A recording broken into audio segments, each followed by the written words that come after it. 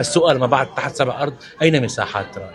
أول ما قريت الشخصية بعت لي 6 مشاهد بأول 8 حلقات، قلت رح سوي شيء، توقعت يكون نجاح ولكن مو بهذا القلق الكبير اللي صار، وأنا سعيد جدا بالشيء اللي يعني صار لي بتحت سبع أرض. والله بتحت سبع أرض الناس إنه صاروا يقولوا إنه أخ والله يعني رائد قديش ممثل ظريف، وهون بين إمكانياته. طب وينه يا أخي؟ بدك يشوفوه، لكن بدك شو؟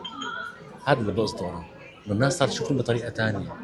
أين المساحات؟ السؤال ما بعد تحت سبع أرض أين مساحات رأي؟ الناس كثير حابيني، بيقولوا لي النقيب سمير، بيوقفوا بالشارع يتصوروا معي.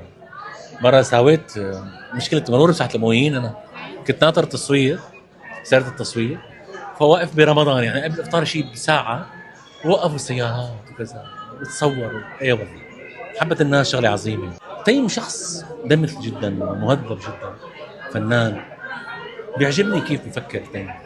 براقبه أنا براقبه، هو عم يمثل، أنا براقبه، بحاول أعرف شو يساوي، كيف بيفكر، كيف بيحلل، كيف بيقول، كل هذا. تعلمت من تيم بتحت سبع؟ أخلاقه، طيبته، محبته للناس، فنه، بحثه الدائم والشغف.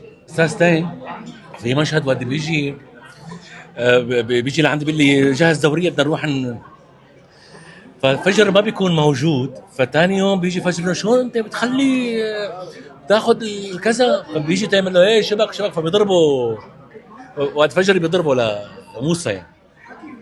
فبلا شعور فبطلع فيني موسى بيقول لي شبك سمير احكي سور سمير سور، هي السور سمير يعني ما كانت موجوده. ضحك انه ليش قال لي هذا الكلام، يعني ليش خصني بهذا. فصار كل ما بشوف انه سور سمير كنا نقولها دائما لازمه تبع سور سمير.